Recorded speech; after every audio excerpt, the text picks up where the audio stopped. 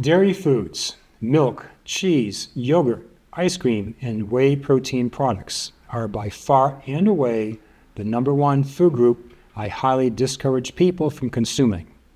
Why is this? Do I have some oddball grudge against cows? Or perhaps I just follow the science and my experience. And speaking of experience, many of the patients in my consultations have also found that dairy consumption makes their symptoms worse, and hence they have discontinued it for the large part or entirely. Now, I know this offends the dairy fanatics out there, so let's take a look at the science and give this perspective more data and less opinion. Now, when many people think of dairy products causing symptoms, they think of lactose intolerance. And while this can be true, this is not what I'm talking about. But let's briefly cover this nonetheless.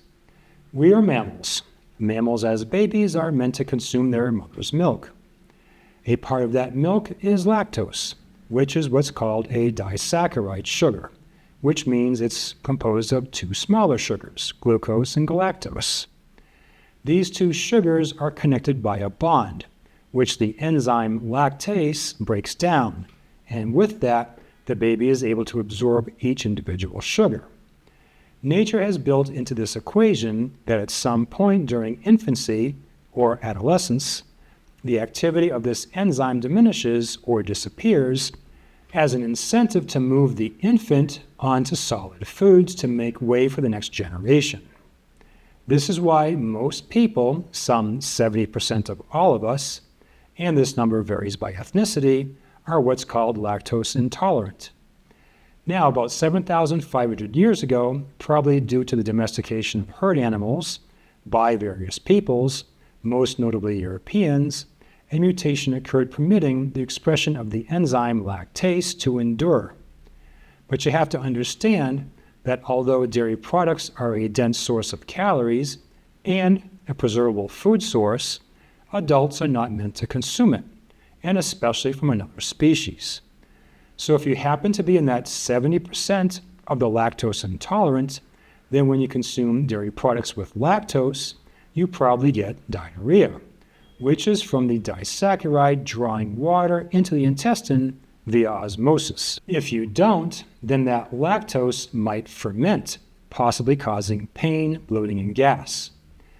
Now that we touched on lactose, let's get to my real concern about dairy products. What I'm mostly concerned about are the proteins in dairy products. It's the proteins that can drive significant problems, as you'll soon see. Now, if you're a perfectly healthy person, then it's just quite possible that dairy proteins won't negatively impact you. You see, it's really not the dairy proteins themselves that are the root cause here. It's the reaction of your immune system to them. But how many among us are perfectly healthy? How many of us have little to no antibiotics exposure, PPI exposure, stress, or viruses, many of which can impact our microbiome? It is these insults to the microbiome which can drive dysbiosis, beginning a cycle of immune dysregulation. And with this immune dysregulation and other compromises to the checks and balances, foreign proteins set off the alarm signals and battle is waged. So read the text to the left, and with these mechanisms in mind I frequently mention, we'll look at some data and start with type 1 diabetes. We start with the concept of molecular mimicry. I talk much more about this in my videos on autoimmune disease. To be brief, there are amino acid sequences on proteins/peptides that look so much like our own, that when our immune system is hypervigilant, it winds up attacking your own cells in the confusion. There is a ton of data on this concept for autoimmune disease, and type 1 diabetes is certainly no exception. These researchers went looking for molecular mimicry, as well as genetic and lifestyle factors as determinants of type 1 diabetes. So what did they find? Well, here you can see one example of how a cow's milk protein looked a lot like a human amino acid sequence, aka epitope. The big concern here for type 1 diabetes is your immune system attacking the beta cells in the pancreas, which produce insulin. They also found that a family history of type 1 diabetes was associated with an over 9-fold increased risk, which makes sense, since a number of genetic variations have been associated with type 1 diabetes risk, most notably the human leukocyte antigen, which I also cover in my autoimmune videos. Lastly, breastfeeding less than 9 months increases the risk 3.42-fold, and the early introduction of cow's milk proteins before 6 months increased the risk 4.79-fold. These last two relate to the maturation and tolerance of the immune system by way of the microbiome. Here we have one of many papers associating dairy proteins to the development of type 1 diabetes. Now, there are a number of casein proteins in cow's milk, of which we see alpha-1 beta-casein graphed here versus incidence of type 1 diabetes globally. The countries with the highest consumption of dairy products also have the highest rates of type 1 diabetes. In a separate Finnish study, which is the country consuming the most dairy per capita, children who consumed the most milk had over 5 times the risk of developing type 1 diabetes versus the lowest consumers. Although there is a human genetic component to type 1 diabetes, the lifestyle component plays a larger role across the board. The factors at play are mode of delivery, the early introduction of immunostimulatory dairy proteins into an immature gut, the quantity and type of dairy consumed, and infection, such as enterovirus. These infections are known to alter the microbiome for the worse. For more, see my video on COVID. This autoimmune response has to do with dysbiosis, inflammation, intestinal permeability, and genes. These risks are present in adults as well and manifest themselves in various ways. If we continue with the children theme, we have this ear, nose, and throat study. In Table 2, we see one example of the moronic ways that conventional medicine works. In these children, all of whom were under the age of 2, you can see that 60% were being treated with PPIs. Really, 60% PPI use in babies? For more on the damaging effects of PPIs, see my video dedicated to that topic. 24% had PPIs combined with prokinetics. Think constipation. Unbelievable. Following a 2-week dairy elimination diet, 91% demonstrated improvement in a long list of symptoms, while, more specifically, 60% of ENT disease improved.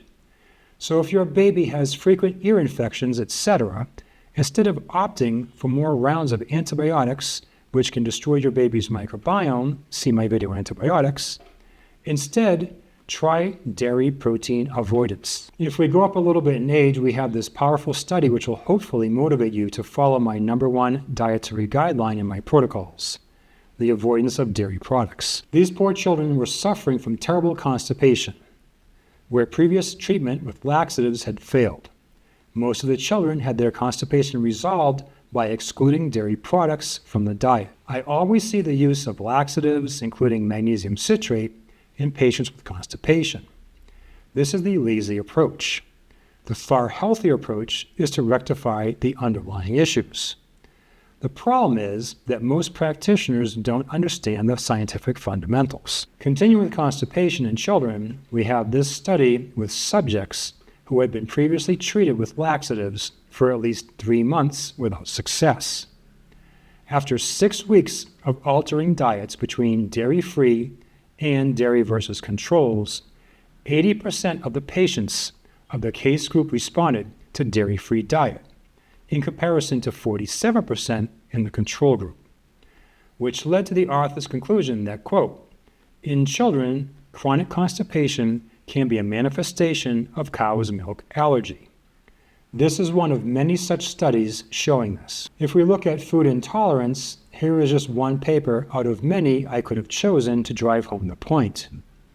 In this multi-phase trial, we see the usual suspects.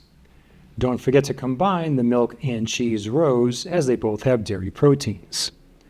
What usually happens is that someone with IBS will slowly begin to identify which foods are problematic and avoid them. However, over time, these people paint themselves into a corner, eating fewer and fewer foods, because, as time goes on, the hyperactive immune response targets more and more peptides. I've seen people down to eating white rice and chicken. Along with this, you can develop systemic issues with time, such as autoimmune conditions. So I want to be clear, I'm not advocating food avoidance. I'm advocating addressing the underlying problem with the microbiome. I hope you're enjoying the video so far. Don't forget to like, subscribe, and recommend to friends and family. Also, if you're feeling extra generous, hit the super thanks below. To reinforce the connection between diet and IBS, we look to this oldie but goodie. We see dairy products as top offenders. This is due to an immune response to the various peptides within the proteins. Dairy is the worst food you can consume for an inflamed gut. We also see gluten-containing products on this list. Also an immune response. Also a good choice to eliminate from the inflamed gut. We also see foods represented by the yellow arrows, which are tied to the immune system, but not from an antigenic perspective, but more of a hypersensitive histamine response. These are foods which can be generally added back sooner as we rectify the root cause. Lastly, we see in green foods rich in prebiotics, which can cause gut symptoms, but are actually a good thing, although they don't seem like it at the time. If we look at ulcerative colitis, back in the 1940s and 1960s, a number of researchers thought the cause was from dairy products. In my opinion, dairy proteins are a huge no-no in ulcerative colitis. One of these studies claimed that ulcerative colitis was often due to food allergy at least 66% of the time. Another removed dairy foods from the diets of 6 ulcerative colitis patients, and all improved. And when they were reintroduced, in every instance, it was followed by a frank attack of ulcerative colitis. You can see here in figure 1, also from the 60s, that these researchers found 7 times higher immune reactivity to the dairy proteins casein and lactoglobulin as compared to healthy controls. And in this more recent 2014 study on dairy proteins and ulcerative colitis, 72 ulcerative colitis subjects were compared to 72 controls. They concluded that, quote, this study indicated that there is a significant relationship between ulcerative colitis and cow milk, high temperature pasteurization, and casein. Ulcerative colitis patients who are allergic to dairy products and the use of dairy products can increase the severity of ulcerative colitis. And for one more ulcerative colitis study, this one from 2023, we have another dairy avoidance study. Get this, the total remission rate was 92% for 108 patients with complete restriction of dairy products. Now, is this addressing the root cause? No, it's not. What it is doing is avoiding further immune-driven insults into a dysbiotic and inflamed environment. Dairy proteins are not the cause of ulcerative colitis. Dysbiosis is the cause of ulcerative colitis. However, with the shedding of the mucin, mucus layer, in the colon, foreign proteins, peptides, amino acid sequences from dairy, but also from other sources as well, bump up against the robust immune system waiting in the gut, just itching for a fight. So please, avoid dairy in the ulcerative colitis gut. We want as few insults as possible, or else we won't calm down the imbalance in the T regulatory Th17 response. But to properly address ulcerative colitis, we need to tackle the microbiome. See my video on ulcerative colitis for more. Another question I often get is, what about A1 versus A2 cows? When I go to Europe, I'm able to tolerate the foods better than in the United States. Well, first, there may be several reasons, as Europe does a better job at excluding highly questionable ingredients, chemicals, etc., from their food supply than does the wildly corrupt FDA. However, let's briefly touch on this A1, A2 topic. Human milk contains less than half the protein of cow's milk, and that protein in cow's milk is 80% casein, while in humans it's only 40%. However, the casein fractions are different between the two species, with beta-casein making up 30% of the protein in cow milk. Of this, there are two major subtypes, A1 and A2. The distinguishing structure between these two forms of beta-casein is the presence of either histidine in A1 or proline in A2 at position 67 of this 209 amino acid protein. Milk produced commercially in many countries contains a mixture of A1 and A2. The A1 histidine mutation is absent in purebred Asian and African cattle. Although the histidine within A1 is susceptible to proteolytic cleavage, the proline within A2 is not. Thus, A1 has the potential to release beta-casomorphin opioid peptides, including BCM7, during GI digestion. The avoidance of A1 is feasible within dairy-based diets through the consumption of bovine milk from the native Asian and African bovine breeds, or through the consumption of milk from genetically selected herds of European-type cattle that are certified free of the histidine 67 mutation. But this only really applies to an opioid-mediated effect. All the protein peptide issues which you should be concerned about are not avoided by consuming A2 milk. Let's take a look at an A1-A2 study. One milk was a 58%, 42% blend of A1-A2 respectively, the other solely A2. In Table 3, you can see how gut symptoms were dramatically better in the A2 group. In addition, A1 went on to drive inflammation and reduce lactase output. Clearly, the avoidance of the opioid-mediated impact of BCM7 was beneficial for GI distress. But again, you have to understand, when it comes to type 1 diabetes, ulcerative colitis, rheumatoid arthritis, multiple sclerosis, schizophrenia, and more, all of which there is evidence for, you need to avoid the dairy proteins. These are hyperinflammatory autoimmune responses, not an opioid response. In this paper entitled Milk, the Promoter of Chronic Western Diseases, it goes on to state, quote, a hypothesis is presented showing for this time that milk protein consumption is an essential adverse environmental factor promoting most chronic diseases of Western societies. Milk protein consumption induces postprandial hyperinsulinemia and shifts the growth hormone insulin-like growth factor 1 axis to permanently increased IGF-1 serum levels. Insulin IGF-1 signaling is involved in the regulation of fetal growth, T-cell maturation in the thymus, linear growth, pathogenesis of acne, atherosclerosis, diabetes mellitus, obesity, cancer, and neurodegenerative issues, thus affecting most chronic diseases of Western societies. Of special concern is the possibility that milk intake during pregnancy adversely affects the early fetal programming of the IGF-1 axis, which will influence health risks later in life. There is a lot of discussion in this paper about the IGF-1 in milk and how it can adversely impact our health. I dive into this in detail in my video entitled Dairy Products, IGF-1, and Cancer. So with all of this in mind, I often get questions about goat and sheep milk and if they are better options or an option at all. Many people are wed to the idea that dairy needs to be part of their life. If this belief is because you simply enjoy the taste of sheep cheese with a red wine like I do, then I can understand the occasional craving. If it's because you feel it's necessary to get calcium into your diet for bone health, well, think again. Watch my video on that topic. Whatever your reason, let's take a look at the differences.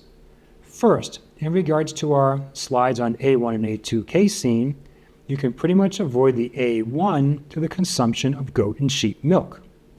Also, when it comes to recombinant bovine growth hormone, see that video, you can also avoid its consequences with goat and sheep milk. If we compare the three in terms of nutrient content, sheep milk seems to win. It's more calorie dense, higher in carbs, fat, and protein, but it's also higher in histidine, and consequently histamine. So if you're a high histamine person, perhaps sheep milk is not for you. I would argue no milk is for you.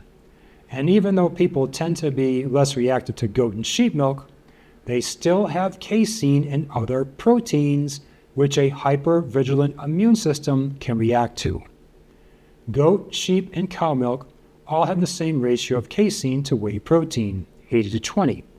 While in comparison, in human milk, the amounts are 40% casein and 60% whey.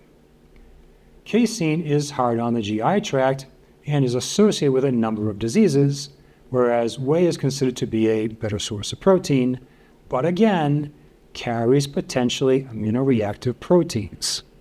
When it comes to the A1 beta-casein, most North American and European milk will carry plenty of it, while goat milk may have a small amount, and sheep milk reportedly has none. Now let's look at other factors by each animal. First up is the cow. Its flavor is more mild, and it's easier to make butter from as its fat molecules are larger and hence separate. That's about it for advantages. When you consider those very same fat molecules affecting digestion, or the amount of land needed, the A1 issue, the recombinant bovine growth hormone issue, and more advantages the other two have, it seems to be a no-brainer. As for goats, the big disadvantage is the goaty flavor. If you know goat milk, you know what I'm talking about. Its disadvantage in comparison to sheep milk is that it may have some A1, while sheep milk supposedly has none. Otherwise, the advantages are several. Goats eat anything, which is efficient. The fat molecules are smaller than cow and thus easier to digest. It also has 30-35% medium-chain fatty acids, while cow's milk has 15-20%. Those medium-chain fatty acids are the reason some of you take coconut oil. They are instant energy and don't get stored as fat. Goats are also more efficient at converting feed to milk as compared to cows. The big disadvantage of sheep is that the milk can be hard to find and when found can be expensive. Otherwise, it appears to be the winner. No A1, highest in fat and protein, which also means you need less milk to make cheese. And speaking of cheese, all that extra fat and protein make for a rich, tasty product. Although it has a lot of fat, the fat molecules, like with goat, are smaller than those from a cow, making digestion easier. The lactose, which is lower in goat as compared to cow, is even lower in sheep. Sheep only need grass and will only eat grass. They are much pickier eaters than goats, but don't need any supplemental foods for milk production. It too has more medium-chain fatty acids than cow's milk, and like the goat, it is also more efficient at converting feed to milk. I think I covered all the bases in this video. I know I get a lot of blowback from the dairy fanatics out there in regards to my no dairy stance for those who are dysbiotic. But perhaps now you can understand where I'm coming from. Plus, if you've had the benefit, as I've had, working with legions of ill people over the many years, you'd understand more from the perspective of personal experience. Again, if you are a healthy person with seemingly no reaction to dairy products, then if you want to consume them in moderation, it would be difficult to convince you otherwise. However, the fact is that we have no business consuming them. For the people with whom I work, expect that I will get you results, but also expect that I'll be recommending the discontinuation of dairy products as a part of the equation. And the minute I stopped building this presentation, I saw this comment on my YouTube channel. How's that for timing? If you liked the video, don't forget to subscribe. Also, somewhere around here, you can go to my website where you can schedule a consultation with me. You can also view the protocols, and here you can watch the next video.